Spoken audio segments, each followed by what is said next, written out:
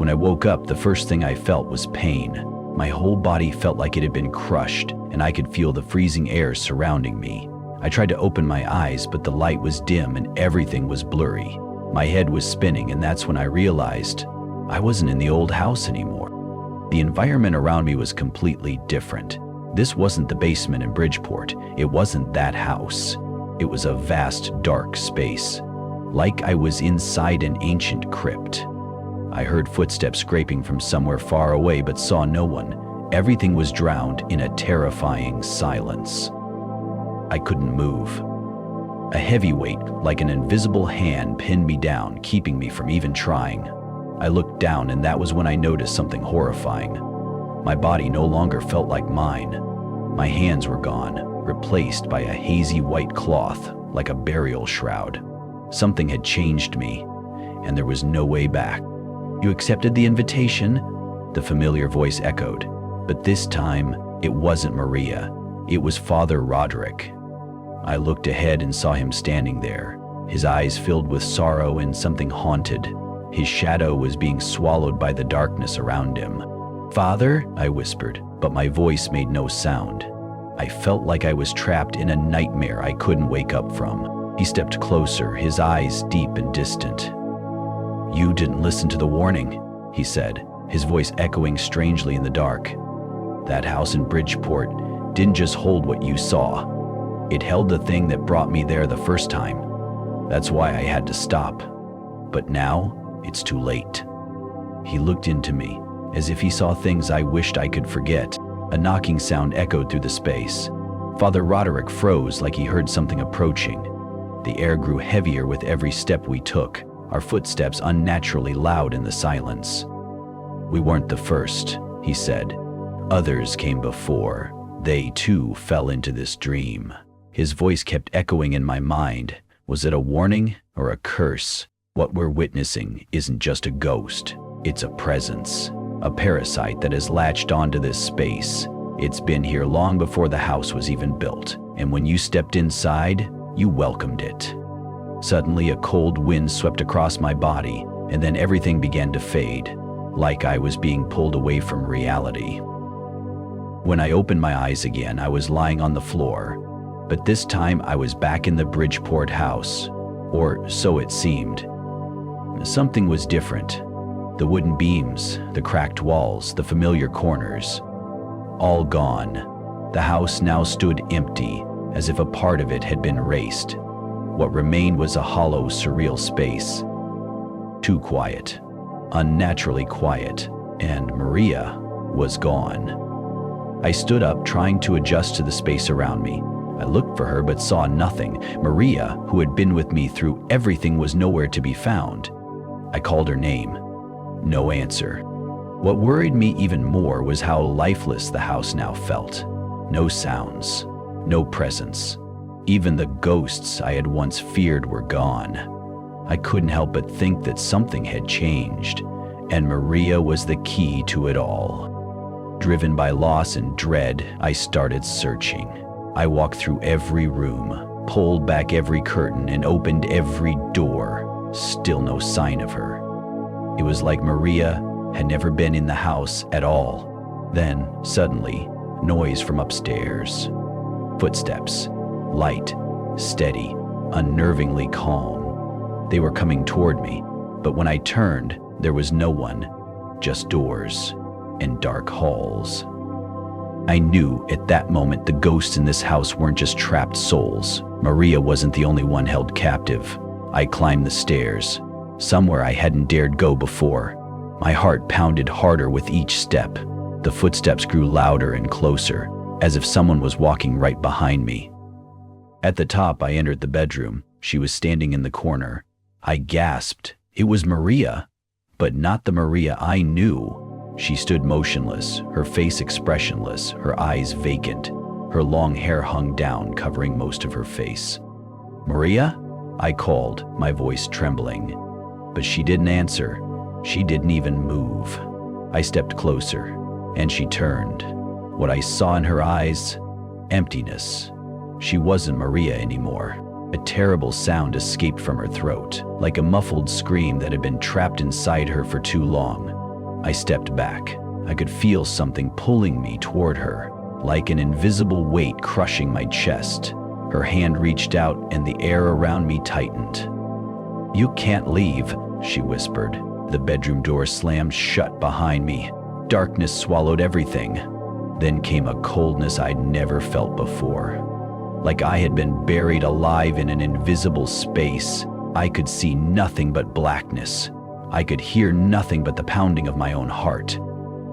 And then I realized I wasn't in the house anymore.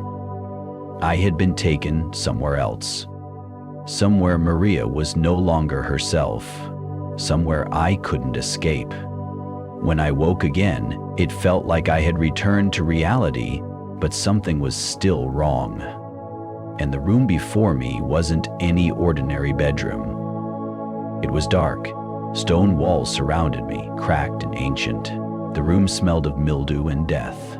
A small window let in just enough light for me to see this wasn't a house. It was a prison. Maria had vanished, and that sense of loss, of emptiness, grew deeper by the second. It wasn't just that she was gone. It was that something else was here. Something is watching. I tried to think of what to do, how to escape.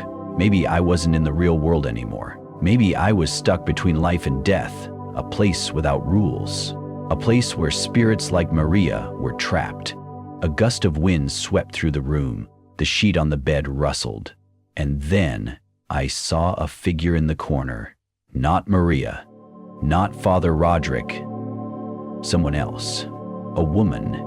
Familiar, but wrong. He shook his head. She didn't speak, just stared at me with eyes filled with pain. Deep, ancient grief.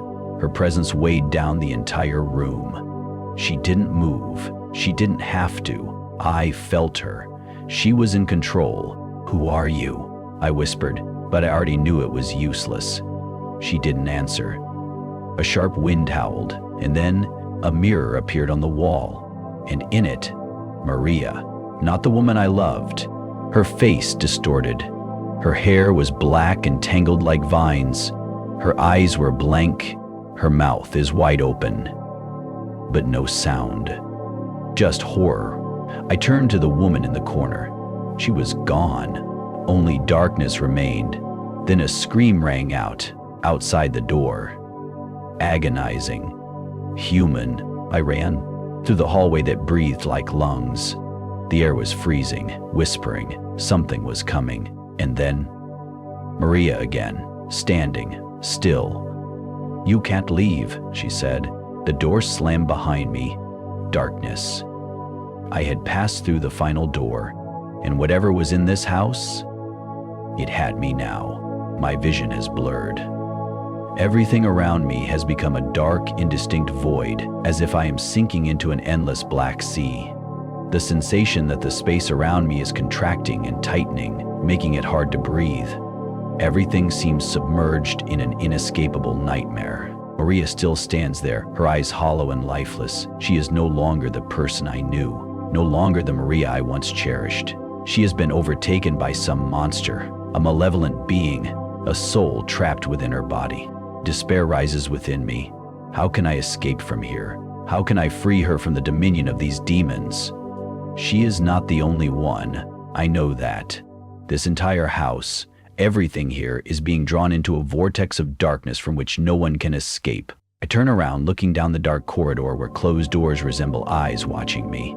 The feeling of being surveilled is unbearable. Then, a strange sound echoes from the end of the hallway.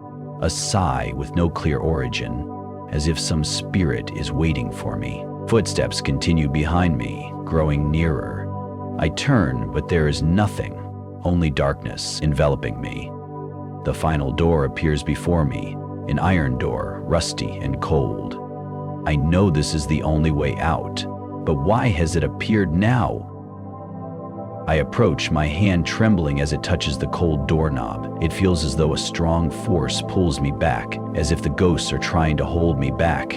But I cannot turn back. Everything is too late. The door opens with difficulty, as if imprisoned for a long time. A chill enters me, but I continue stepping through, unable to turn back.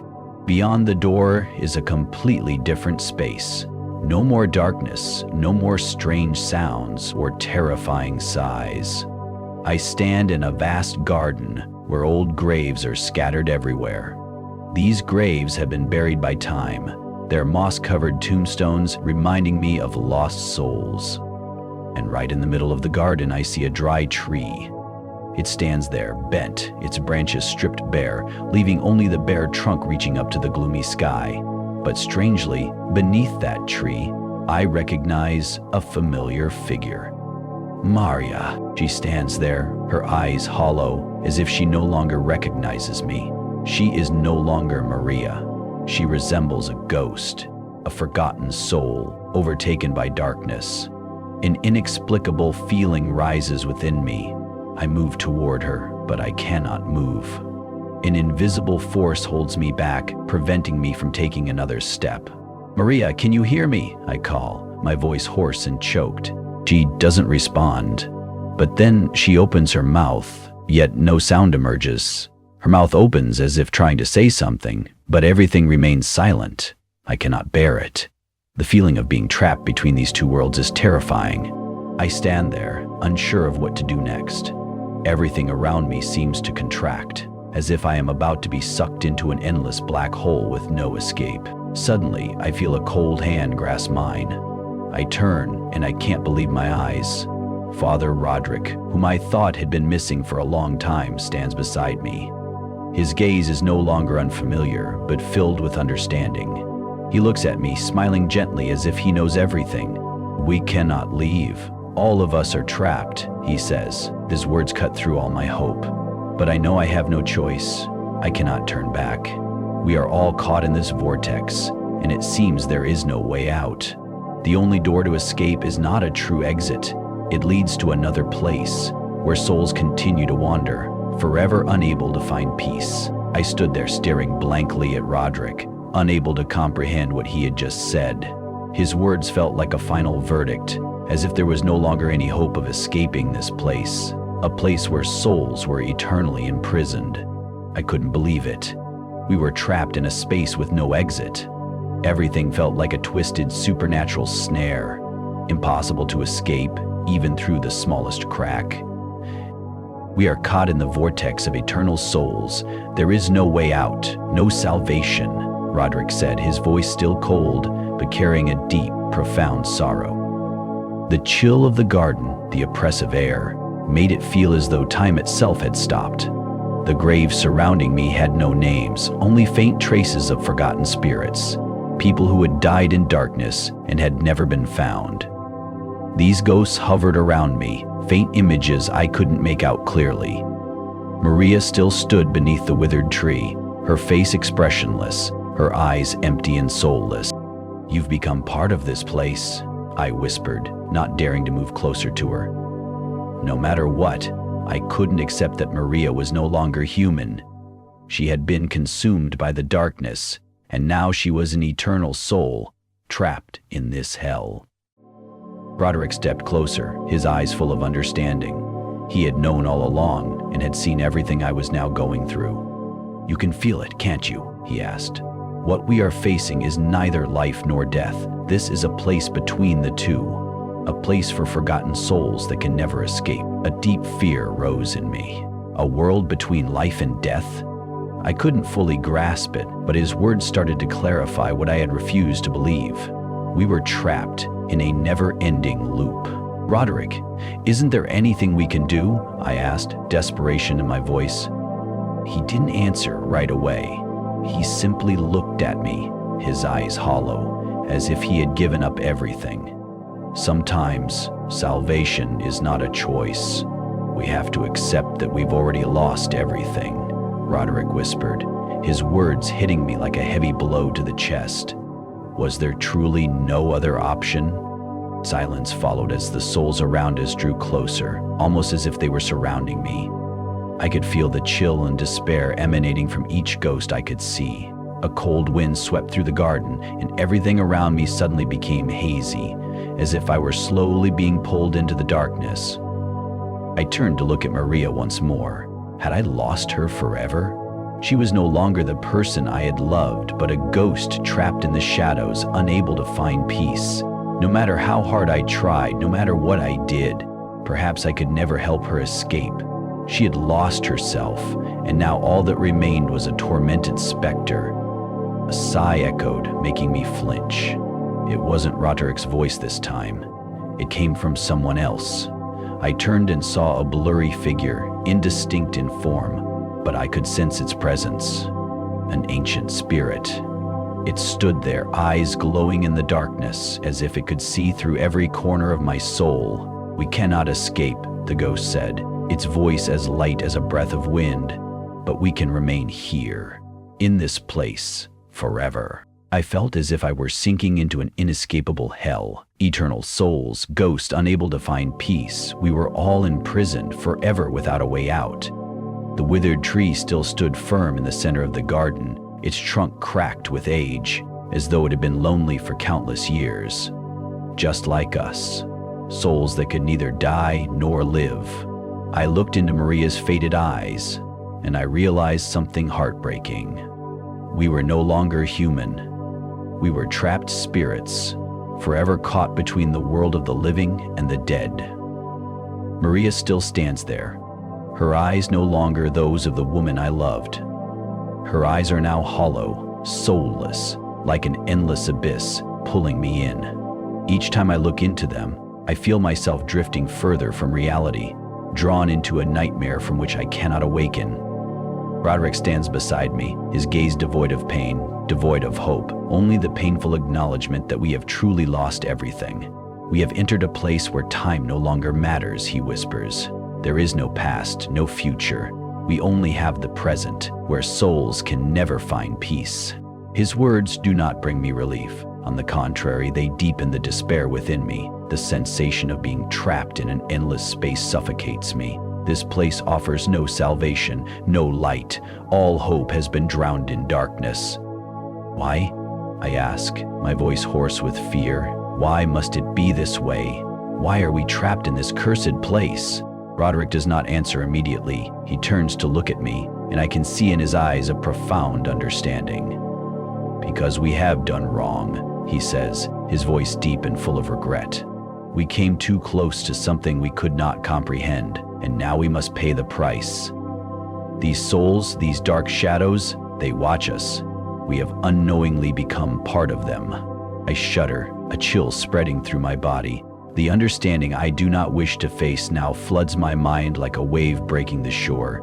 We have caused something immense, and now we must face the consequences. "So, what can we do to escape?" I ask, though I know this question may be meaningless. Roderick looks at me, his eyes as if absorbing a terrifying truth I am not ready to accept. "There is no escape," he says, his voice soft like a final sigh. "We can only accept our fate so that other souls may continue to live in this darkness. But if there is an escape, there is only one way: sacrifice." I stand frozen, unable to comprehend what he has just said. "Sacrifice?" I repeat. "What do you mean?" He does not answer immediately. His eyes darken as if recalling something very painful. "One must leave so the others may be freed. We cannot escape this place without a soul to replace us." His words hit me like a crashing wave. I cannot accept this. No, it cannot be. A replacement soul? To escape this place, one of us must die. But who will be the one to go? Maria? Me? Roderick? At that moment, I look at the surrounding souls, the shadowy figures silently drifting, and I realize a terrifying truth. We are all pawns in a game we cannot control. No one can choose how to leave. So we will be trapped here forever? I ask, my voice now devoid of anger, only utter despair. Is there no other way? Roderick looks at me one last time, his gaze as if sending me a farewell. "If I could, I would do everything to save us," he says. "But there are things we cannot change. Some fates were sealed long ago." I feel my heart ache, as if someone is tearing it apart. The idea of sacrificing a soul to save all is a dark shadow that always looms over me. I do not know if I can survive this place, but I know for sure that no matter what happens, I will not let Maria suffer this torment again. And then, when I turned to look at Maria, I realized that perhaps what I want is not to save her, but to free myself. We have all been trapped too long, and what was meant to happen has already happened. The final door remains open, but who will step through? At that moment, as darkness envelops us, a vague, empty sensation takes over my entire mind. Everything around me seems to become invisible, and even my breath no longer truly exists. All matter in this space, all sensation seems to be compressed into a point that cannot be identified but can only be felt with the soul. I turn to look at Maria once more. She stands there, her gaze lifeless, staring at me. Maria, the one I loved, the one who was once my hope, is now just a part of this eternal loop. She cannot escape, not because she hasn't tried, but because she no longer can do so. I sense the pain in her eyes, as if she is silently pleading with me for something, but I do not know what that is. Is she asking me to save her? Or perhaps she just wants me to understand that she has lost everything and will never return. Maria, I whisper, but as soon as I speak, I feel a cold wind enveloping me. A wind not from outside this space, but from the souls calling to me, from the ghosts I cannot see but can feel. This wind carries a reminder, a warning. Roderick stands beside me, silence enveloping us. I turn to him, and this time I no longer see despair in his eyes. Instead, there is a terrifying serenity, as if he has accepted that we have nothing left to lose. We cannot save anyone, Roderick says, his voice like a final sigh. We can only face the truth that this is where we must stay. I cannot accept this. I cannot. I have done everything, and I have hoped for everything, but now I realize that those hopes were mere illusions. I cannot save Maria, I cannot save myself, and Roderick, with all his knowledge and experience, cannot save us either. Closing words. The House in Bridgeport. There are stories that never truly end. There are doors that, once opened, can never be closed again. Halloween of 1974 in Bridgeport was not just a poltergeist case that made headlines and drew crowds of investigators. It was the first whisper of something older, darker, something waiting patiently for its time to return. The house at 966 Lindley Street was only a small link in the chain, but it opened a path to things that were never meant to be awakened. We like to believe that demons exist somewhere outside, in the dark, in locked rooms, hidden away. But the truth is, they live within us, in memories, in the pain we haven't let go, in the voices of the spirits we try so hard to forget. So if one night you hear a soft knock at your door at midnight, don't rush to open it, because maybe you're not the only one living in your house. And the house in Bridgeport? It still stands, silent, with no sign of what once was. But sometimes, a passerby might hear a faint giggle from the second floor, or something falling in the dead of night. And if you ever dare to stand before it on Halloween night, listen carefully. You just might hear a voice calling out for someone.